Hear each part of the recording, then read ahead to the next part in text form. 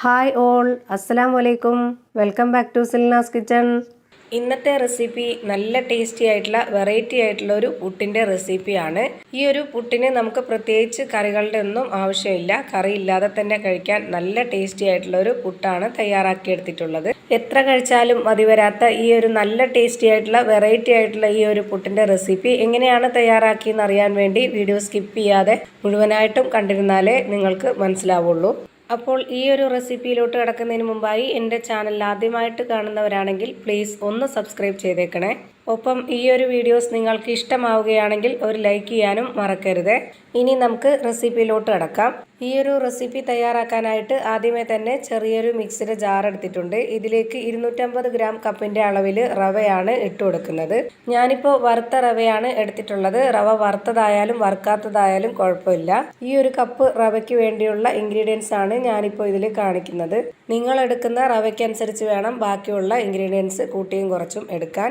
ഞാനിപ്പോൾ ഈ ഒരു മിക്സിയുടെ ജാറിലേക്ക് 1 കപ്പ് മുഴുവൻ റവയും ഇട്ട് കൊടുത്തിട്ടുണ്ട്. ഇനി ഇത് നന്നായിട്ടൊന്ന് പൊടിച്ചെടുത്തിട്ട് വരാം. ഇനി പൊടിച്ചെടുത്ത റവ ഒരു പാത്രത്തിലേക്ക് മാറ്റുന്നുണ്ട്. ഇപ്പോൾ പൊടിച്ചെടുത്ത റവ ഈ ഒരു പാത്രത്തിലേക്ക് മാറ്റിയിട്ടുണ്ട്.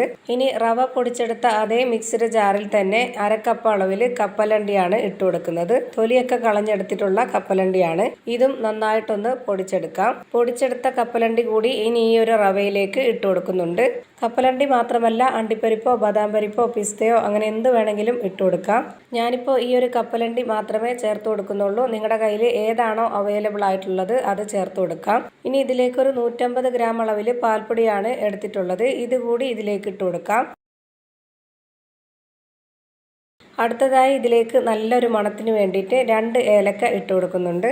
അതിൻ്റെ കൂടെ നല്ലൊരു ടേസ്റ്റിനും മണത്തിനും വേണ്ടി 2 സ്പൂൺ നെയ്യ് കൂടി ഒഴിച്ചു കൊടുക്കാം. രാവിലെ നല്ല ഹെൽത്തി ആയിട്ടുള്ള നല്ല ടേസ്റ്റി ആയിട്ടുള്ള കറികളൊന്നും വേണ്ടാത്ത നല്ലൊരു ബ്രേക്ക്ഫാസ്റ്റിൻ്റെ റെസിപ്പി തന്നെ നമുക്ക് തയ്യാറാക്കിയെടുക്കാം. ഇനി ഇതിലേക്ക് മധുരത്തിന് വേണ്ടി ഇതേപോലെ 2 സ്പൂൺ അളവിൽ പഞ്ചസാരയാണ് ഇട്ട് കൊടുക്കുന്നത്. മധുരം നിങ്ങൾക്ക് ഇഷ്ടമുള്ള അളവിൽ കൂട്ടിയും കുറച്ചൊക്കെ ഇട്ട് കൊടുക്കാം. ഇനി ഈ മധുരത്തിനെ ബാലൻസ് ചെയ്യാനായിട്ട് ഒരു നുള്ള് ഉപ്പും ഇട്ട് കൊടുക്കാം. ഇനി ഇതെല്ലാം കൂടെ ചേർത്ത് കൈവച്ച് നന്നായിട്ടൊന്ന് യോജിപ്പിച്ചെടുക്കാം. ആദ്യം ഇതുപോലെ നന്നായിട്ടൊന്ന് യോജിപ്പിച്ചെടുത്തതിന് ശേഷം വേണം സാധാരണ പുട്ടിനൊക്കെ നനച്ചെടുക്കുന്ന പോലെ വെള്ളമൊഴിച്ച് നനച്ചെടുക്കാൻ വേണ്ടി.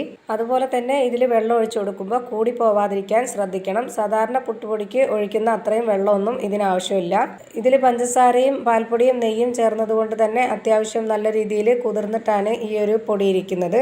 അതുകൊണ്ട് ഞാനിപ്പോൾ ഇതുപോലെ ഒരു കപ്പിൽ 1/2 കപ്പ് വെള്ളം മാത്രമേ ഒഴിച്ചു കൊടുത്തിട്ടുള്ളൂ. ഇനി ഇതെല്ലാം കൂടി നന്നായിട്ടൊന്ന് യോജിപ്പിച്ചെടുക്കാം. ഇത് നമ്മൾ നനച്ചെടുത്തതിന് ശേഷം സാധാരണ പുട്ടുപൊടി വെച്ച് ചെയ്തെടുക്കുന്ന പോലെയോ അല്ലെങ്കിൽ അരിപ്പൊടി വെച്ച് ചെയ്തെടുക്കുന്ന പോലെയോ അത്രയും നല്ല നൈസായിട്ടല്ല ഈ പൊടി ഇരിക്കുന്നത്. ഇതിൽ കപ്പലണ്ടി, പാൽപ്പൊടി, നെയ്യ്, പഞ്ചസാരയൊക്കെ ചേർന്നതുകൊണ്ട് ഈ ഒരു പരുവത്തിലാണ് നമുക്ക് കിട്ടുന്നത്. ചെറുതായിട്ടൊരു കട്ടയൊക്കെ ഉള്ള അതേപോലത്തെ ഒരു ടൈപ്പിലാണ് കിട്ടുന്നത്. ഇനി നിങ്ങൾക്ക് സാധാരണ പുട്ടുകുറ്റിയിലോ അല്ലാന്നുണ്ടെങ്കിൽ ഇതുപോലെ ചിരട്ടപ്പുട്ടിൻ്റെ മേക്കറിലോ ഇട്ട് കൊടുത്തിട്ട് വേവിച്ചെടുക്കാം. ഇതിലേക്ക് ആദ്യം കുറച്ച് ചിരകിയ തേങ്ങ ഇട്ട് കൊടുക്കുന്നുണ്ട്. ഇനി ഇതിലേക്ക് ഇതുപോലൊരു പിടി മാവ് ഇട്ട് കൊടുക്കാം. എന്നിട്ട് വീണ്ടും അതിന് മുകളിലേക്കായിട്ട് കുറച്ച് തേങ്ങ ചിരകിയത് കൂടി ഇട്ട് കൊടുക്കാം. വീണ്ടും ഒരു പിടി മാവ് ഇട്ട് കൊടുത്തതിന് ശേഷം അതിന് മുകളിലേക്കായിട്ട് കുറച്ച് തേങ്ങ കൂടി ഇട്ട് കൊടുത്തിട്ട് ഇതിലേക്ക് അടപ്പ് നന്നായിട്ടൊന്ന് അമർത്തി വെച്ച് കൊടുത്തതിന് ശേഷം വേവിച്ചെടുക്കാം. ഇനി ഇത് വേവിച്ചെടുക്കാനായിട്ട് ചെറിയൊരു കുക്കറിൽ വെള്ളം വെച്ച് ഇതുപോലെ അടച്ചു വെച്ച് കൊടുത്തിട്ടുണ്ട്. ഇനി ഇതിൻ്റെ ഫ്ലെയിം ഓൺ ആക്കിക്കൊണ്ട് പെട്ടെന്ന് തന്നെ ഇതൊന്ന് വേവിച്ചെടുക്കാം. ഒരു 5 മിനിറ്റ് ആവി കയറ്റുമ്പോഴത്തേക്ക് നമ്മുടെ പുട്ട് റെഡിയായി കിട്ടും. അപ്പോൾ ഇത്രയേ ഉള്ളൂ. നല്ല ടേസ്റ്റി ആയിട്ടുള്ള സ്വീറ്റ് ആയിട്ടുള്ള ഒരു പുട്ടിൻ്റെ റെസിപ്പി റെഡി ആയിട്ടുണ്ട്. ഒരു തവണയെങ്കിലും നിങ്ങൾ ഇതുപോലെ ഒന്ന് ട്രൈ ചെയ്ത് നോക്കണം. നല്ല ടേസ്റ്റി ആയിട്ടുള്ള ഒരു പുട്ടിൻ്റെ റെസിപ്പിയാണിത്. അപ്പോൾ ഇത്രയേ ഉള്ളൂ ഇന്നത്തെ റെസിപ്പി. റെസിപ്പി ഇഷ്ടമായാൽ ലൈക്ക് ചെയ്യാനും കമൻറ്റ് ചെയ്യാനും ഷെയർ ചെയ്യാനും മറക്കരുത്. ഞാനിടുന്ന പുതിയ വീഡിയോസ് നോട്ടിഫിക്കേഷനായിട്ട് കിട്ടുന്നതിന് വേണ്ടി സബ്സ്ക്രൈബ് ചെയ്ത് ബെല്ലൈക്കൺ അമർത്തി അതിൽ ഓൾ എന്ന ഓപ്ഷൻ എനേബിൾ ചെയ്ത് കൊടുക്കാനും മറക്കരുത്. പുതിയൊരു വീഡിയോയുമായി വീണ്ടും വരും. Thank you for watching.